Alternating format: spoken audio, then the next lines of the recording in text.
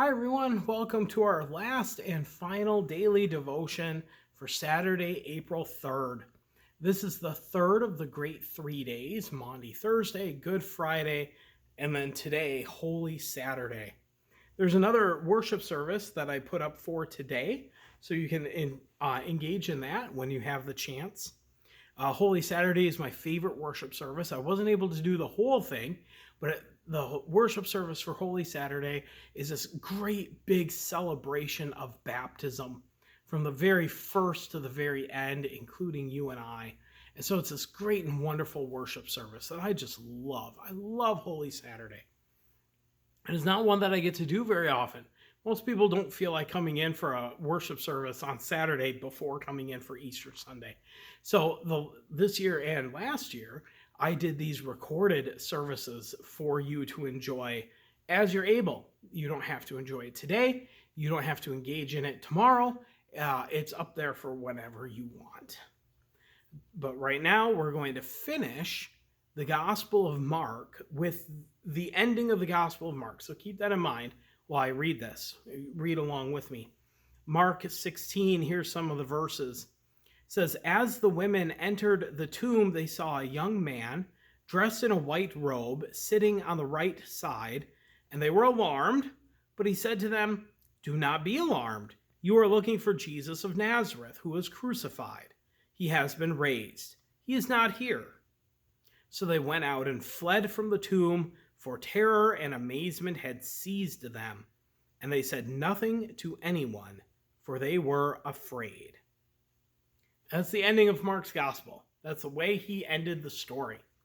To which I always ask, then how did we get the story?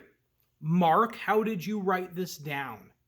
Because it doesn't say that Mark was there. It says these women entered the tomb. These were women that were there at the crucifixion, that watched Jesus die, that watched Jesus be buried. And then on early Sunday morning, they went to the tomb in order to finish all of the funeral preparations or the funeral activities that had to be done in that culture. Every culture has their own funeral activities, and so they are there to complete those for Jesus. Now, they see this young man. In other gospels, we're told it's an angel. Here, Mark intentionally says that it's a young man because earlier in the story, if you've read even the stuff we've skipped over, earlier in the story, when Jesus was arrested, there was a young man who was there with them in the garden. And the young man, the police that arrested Jesus caught this young man, and the young man squirmed so much that he ripped out of his clothes and he ran away naked. That's in Mark's story. It's a weird little thing. Some people wonder if it was actually Mark himself as a child that was part of that. It's doubtful because of the what we know about Mark's gospel. But here we have this young man has returned, or is it? We don't know if it's the same young man. We just know that it's Mark here putting in this character link. Mark has all of these unnamed characters that come and go and pop in and pop out. We're never quite certain who they are or what their part of the story is. So we had that young man who ran away naked, and now we have the young man dressed in a white robe. Robes didn't come in white. They came in whatever color of skin or stuff the sheep gave off. That was the color. They didn't, especially poor people, weren't able to color their clothing. But this young man is in a white robe. And he's sitting off to the side. And of course, they're surprised to see somebody sitting up in the tomb. That's not something that you would normally see. And so the young man says to the women, "Don't be alarmed. Don't be afraid." Right? This is the common refrain for whenever an angel shows up. The first thing that they have to say is, "Don't be afraid." And you know that they only say that because there's good reason to be afraid. Especially if you read some of the descriptions of angels in the Old Testament, you would be pretty alarmed too. 6 wings with a snake's head. Yeah, it's pretty weird. Anyway, so you're looking for Jesus who was crucified, but he has been raised. He is not here. I've always loved that the resurrection story happens off screen, so to speak. Jesus doesn't wait for the women to get there to magic in front of them. He's already gone by the time they get there on Sunday morning, which is why on Holy Saturday we usually read the resurrection story. The resurrection had to have happened actually sometime in between Saturday and Sunday. We don't know when, we don't know anything about it. We just know that by sunup on Sunday morning, Jesus is already gone. The bit here that is missing, that they skipped over, verse 7, the young man says that Jesus wants these women to pass on an information to the disciples to go back to Galilee and meet Jesus there. And that's the last thing we hear of Jesus in the gospel, is that Jesus is already on his way.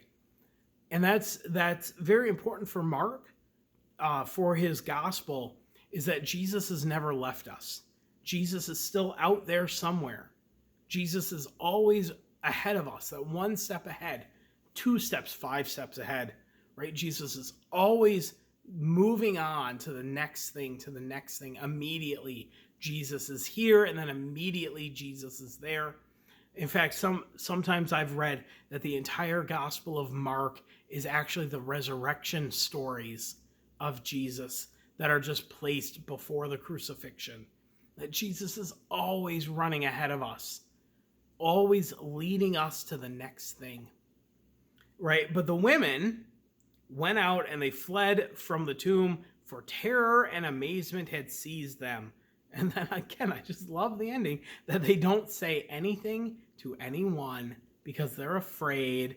And then we've never heard of Jesus after that, which of course is wrong, right? We have 3 other gospels that we read through.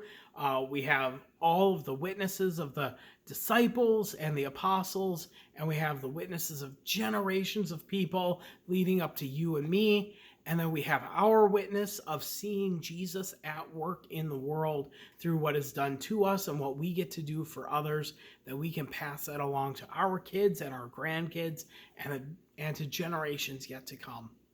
So I don't necessarily understand the ending of Mark's gospel, except to say that Mark's gospel's, the ending is supposed to drive us back to the beginning, where Jesus appears out of nowhere, where all we know is that Mark will tell us he is the Son of God, he is God's representative on the earth, and that we are to believe him and listen to him, and we are to live our lives in his way. Let's conclude with our prayer. God of life, breathe your abundant spirit into our hearts, that we may live with joy, peace, and love beyond all fear. Amen. And God bless you today.